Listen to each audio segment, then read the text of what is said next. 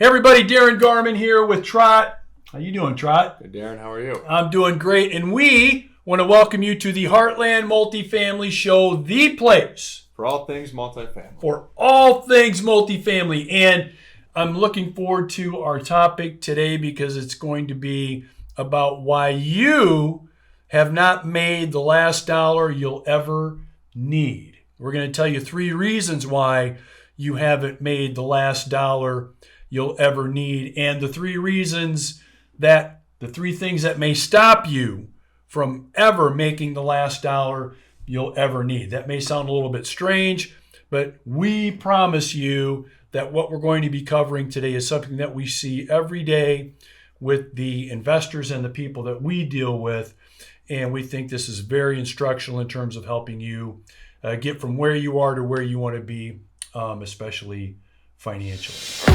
Welcome to the Heartland Multifamily Show, the shorter, more profitable path to multifamily ownership and investing.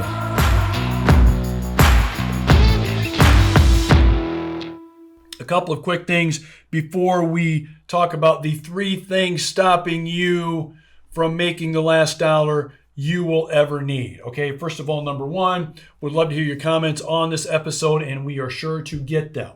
So make sure you leave your comments below. We'd love to hear from you and respond, have some dialogue with you. Number 2, if what we talk about during this episode resonates with you, click that subscribe button and make sure you don't miss out on any future episodes and get super fast access to some of our past episodes. There's some good content there. So Trot. 3 things, 3 of the main mistakes, 3 things that are really stopping most people from earning and getting the last dollar they'll ever need. That's what we're going to talk about today. And you know as well as I do, with all of the people that we talk to, all of the time we spend in this space, this is something that we are around a lot. So a lot of people may be thinking, well, what kind of qualifies you guys to talk about this, right? What qualifies you to have this conversation? I mean, what percentage of the time do you think you and I are discussing with some of our own things we're dealing with, or when we're talking with clients and even some of our partners regarding earning a lot of money, earning a great income, being as wealthy as they can be, of course, using multifamily as one of those main tools. What percentage of the time do you think we're talking to them about this? Oh, I mean, truthfully, really probably 50%, but the whole goal is 100% of it. Yeah, so why are you having conversations with us? Why are you our partner? Why are you consulting with us? The main reason why most people are 90+% is this. They want to be as financially free and as wealthy as they can possibly be, of course, legally, morally, and ethically, and all that, using multifamily as a tool or one of the tools in order for them to do that, right? And it's probably one of the main reasons why you're either watching us right now or listening to us right now, is you at least have some of that mindset. So we see this all the time.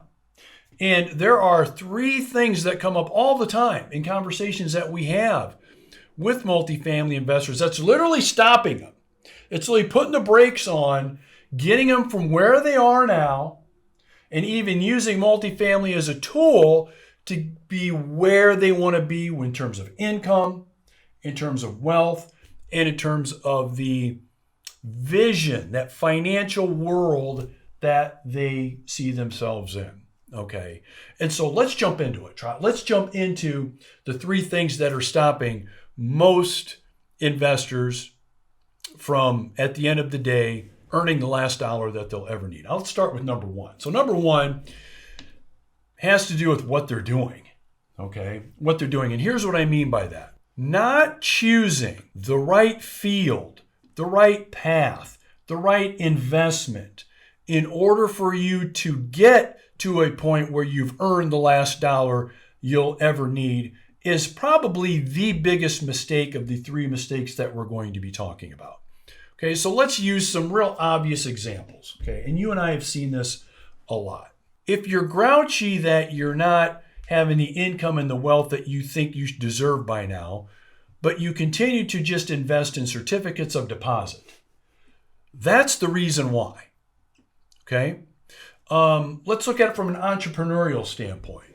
So let's think about some of the, let's say, more wealthy, infamous people that are out there during the day and time that we're recording this podcast. So you've got the Elon Musks of the world. You've got the Zuckerbergs of the world. You've got the Gates of the Bezos. So all of those. So Trot, what do all of those people have in common? And they're billionaires. And we're not saying you have to be a billionaire, by the way, to earn the last dollar you'll ever need. But they're all billionaires. What do all of those people have in common? Well, I mean, they identified a problem. In their case, they identified a problem, but then they took action on the problem, and they set a plan and a vision of where they wanted to go with that solution. And then they took action on it. Yeah. And instead of, Bezos working at the bookstore, selling the books, dealing the books, he basically started it. Okay, so stop right there, because that's huge. So what you said was, and this is so important conceptually. All right, so we know Bezos is more than a bookseller nowadays with Amazon. Right. But he started out by being an online bookstore. And you basically said, so instead of working at the bookstore, he owned and created the bookstore. Right. Huge difference. Huge difference. And a lot of people don't really put two and two together like that, right? So there's Bezos. What's another example you got? Well, and then you got Elon Musk. He's got, his big money, first big payday was PayPal. Yep. Again, he found a problem. He thought there could be an easier way to exchange money, pay your friends, pay this guy, pay that guy. And instead of just continuing to swipe his credit card, debit card, he started PayPal. He was an entrepreneur. And I think all those guys are. And I almost think you have to be. Yeah. So like as a banking alternative, instead of Musk working in the bank or maybe even being a president of a bank, he created, along with Peter Thiel and some other guys, like 5 or 6 of them, created PayPal as an alternative to that, right? So do you see the examples here? And this may sound to many of you or watching or listening, that's kind of obvious. But look, if you're grouchy about where you're at in your financial world and you're selling office supplies versus owning the office supply company, that's a big deal. And that's like a big lesson. So where you spend your priority in terms of time, effort, and energy are going to dictate your financial world. Are you going to create Amazon? Are you going to create these businesses?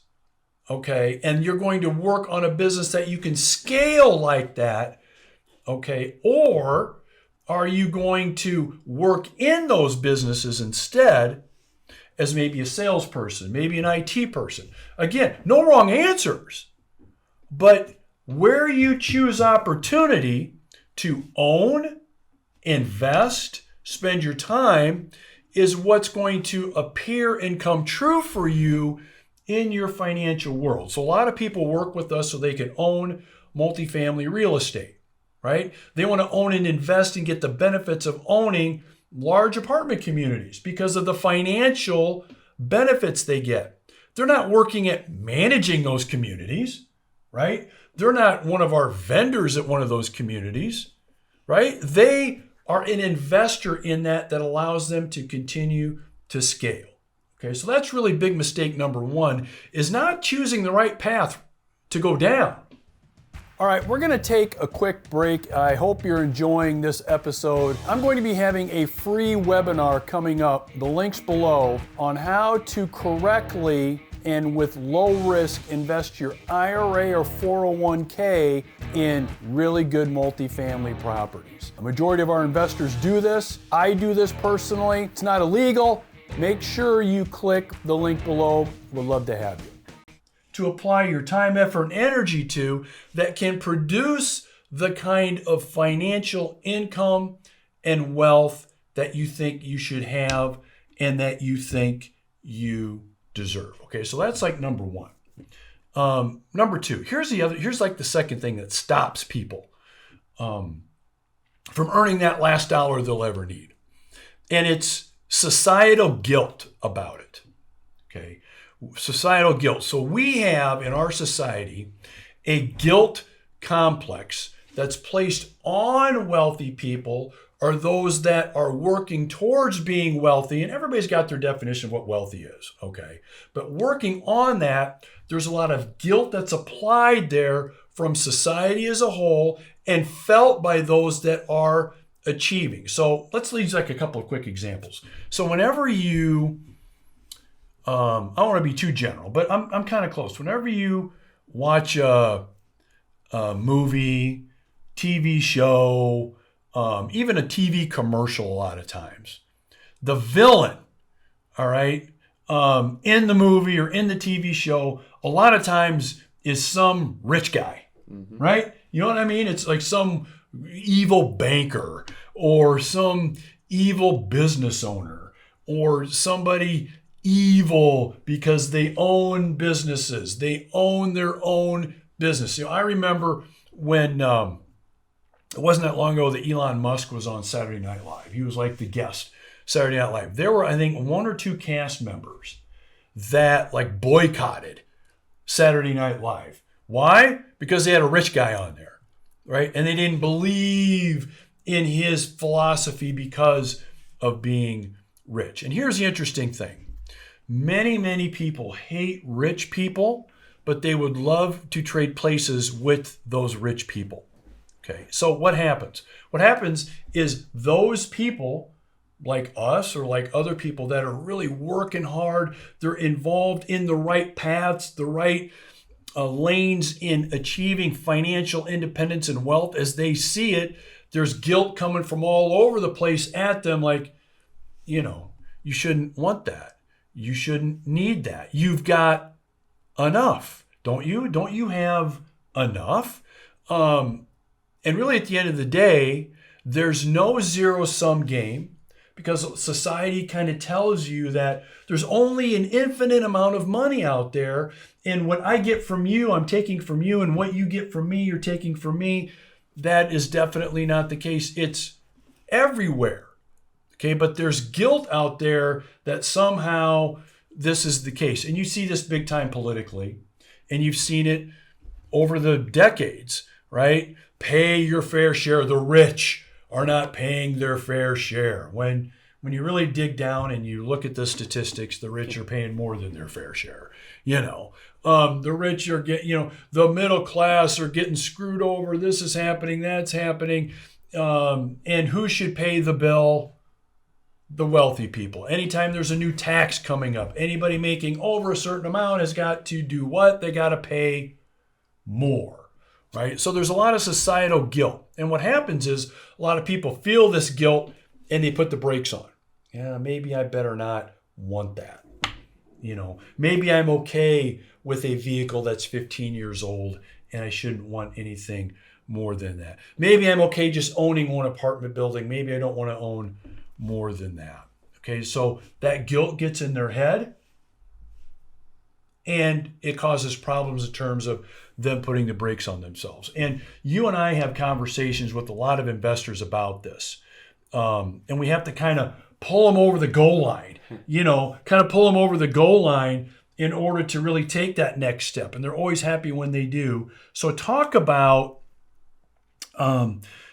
some of the things that, you know, some of the things that we tell these investors that they need to be thinking about or doing in terms of pulling them over the goal line, Trot, when it comes to this kind of thought process that they have in their head. And when they're kind of verbally saying, yeah, I really don't know if I really want to do this. I'm not comfortable doing it, when it's obvious to us that it's something they should be doing.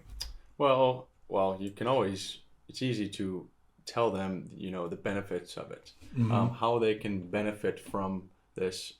And how people that they care about generations later, right? Yeah. And I think that's the first thing we'll talk about, just because, you know, when you look at it like that, it changes your perspective, because you want yourself to feel more comfortable. You want your kids and then your kids to feel more comfortable. So getting in now rather than, feeling bad or slowing down, I think that just puts a halt to it, puts a halt to your life, your kids and your kids' your grandkids. And then, also it's something I've always thought is, well, if you're not going to do it, somebody else will. So somebody else is going to get the benefit. Whether you do it or not, it doesn't really matter. It does for yourself, it does, but somebody else is going to do it. So if you don't want to buy this property because rents are, too high or, whatever it is. You don't want to raise the rent on anybody. You don't want them to have any more of a financial burden, that kind of thing. That's what you mean, right? Yeah, but somebody else is going to do it. So, you might as well be the one. Yeah. So somebody else will do it. And you're right about that. And so when you throw all that together, that turns into guilt that a lot of people feel about this. And it really, again, they put the brakes on themselves in either procrastinating and making decisions. And we see this all the time when it's like in front of it's obvious. Dude, you should be owning this thing. You should be in it like yesterday. This is the next obvious step you need to be taken here. But they're like, oh no, I better not. And look, at the end of the day, there's no real wrong answer. But in terms of what's stopping people, it is this sense of guilt. It is this sense of I better just maybe not want more than what I have, even though I've done everything I need to do in order to deserve it. It is a guilt. It is a guilt feeling and a guilt situation a lot of people have, and that slows a lot of people down. And so our solution to that when we talk to our investors is, at the end of the day, you need to be thick-skinned about it. You need to have a thick skin about it. Easier said than done, we know. And you have to be kind of amused by how other people talk to you, deal with you, and see you, and know that's just the way it is. So we say thick skin and amused is really how you've got to be about that. And what that will slowly do is that'll lessen that guilt complex a lot of people have about earning more, becoming more, being more, especially when it comes to financial rewards coming to them. And that's a biggie. And so we've covered two things. And so far, the two things that we covered, have we revealed any kind of crazy, unheard of secrets at this point? I don't think so. No, we've not. And here's like the last mistake that most people make that's stopping them from earning the last dollar they'll ever need. And we're going to get a lot of comments about this one, but here it goes. The last one is, there is no secret to this. There's none. There's no secret. There's no magic formula. There's no something that we know that you don't know, that the rich know that you don't know. There's nothing like that at all. Okay? But the comedy of this is, many people think there's some kind of system, some kind of secret, some kind of unknown code that if they just knew it, then they'd be rich, whatever they would define as rich. When really at the end of the day, no such thing exists. Right. No such thing exists. So you and I were talking before we went on air. Do you think if somebody followed me around for, let's say, a week, they're at my side for a week, do you think that they would come away with some weird, crazy, secret technique or secret strategy that I use? Do you think there's anything like that? I think they'd be bored. They'd be pretty bored, wouldn't they? Yeah. Right? And that's the way it is with most every wealthy person or someone that you may think is rich. You'd be shocked and surprised at what they don't do. Okay? There's nothing out there that they do other than the things that you already know to do. You already know what to do. That's the comedy of this. But most people don't think they do. They think they need some kind of permission or secret information. And once they've got it, then they can pursue those financial visions that they've got. When really the comedic thing is, at the end of the day, there are no secrets. So if you would ever follow around, you talked about me, but if you'd follow around the really rich people that you know, that you've heard of, what you would see is a shit ton of hard work, a shit ton of focus and time just on their passion of their businesses or their investments, okay? And you'd see a ton of experience that they would be using and moving the pieces around their chessboard, so to speak, based on the experience that they've had up to that point, spending 80 to 100 hours a week on this. That's about all you'd see. Yeah. Right?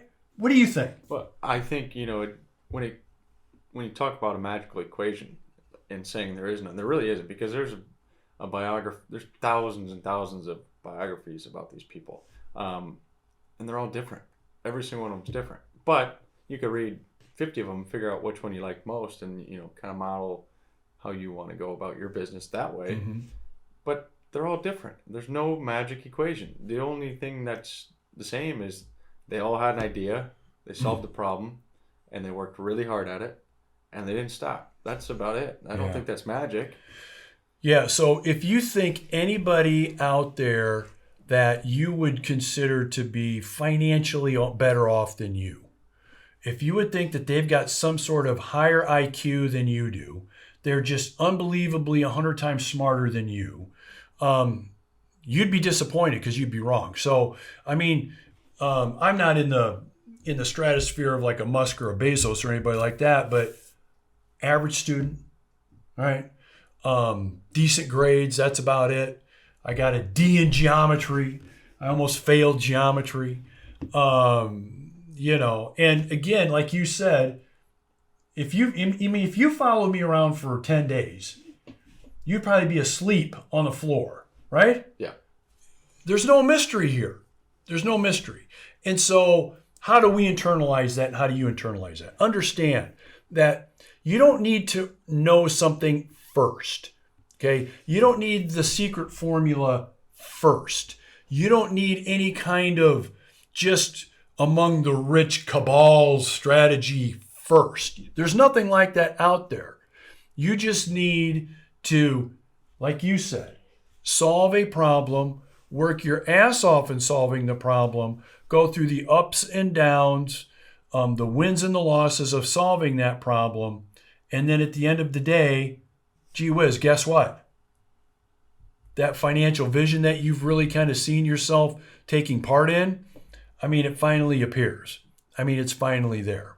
All right. So these are pretty much the three main things stopping people from getting to a point of where they are now to where they want to be financially.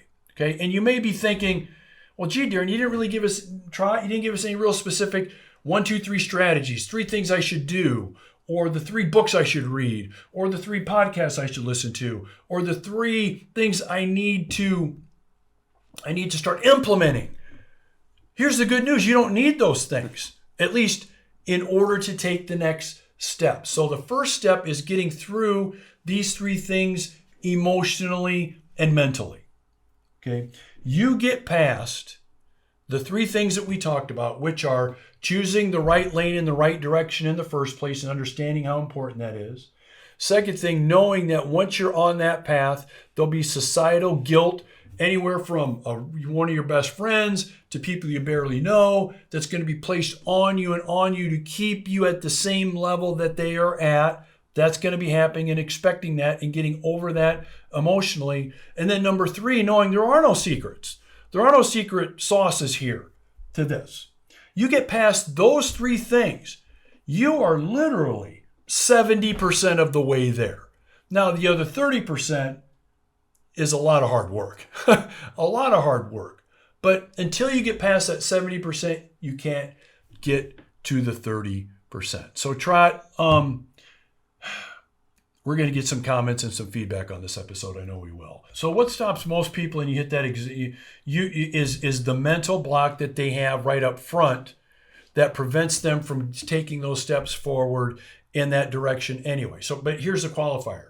There are tens of millions of people that have no interest in taking that direction. Right. And that's fine. That's not a wrong answer. That's great. I mean, perfect.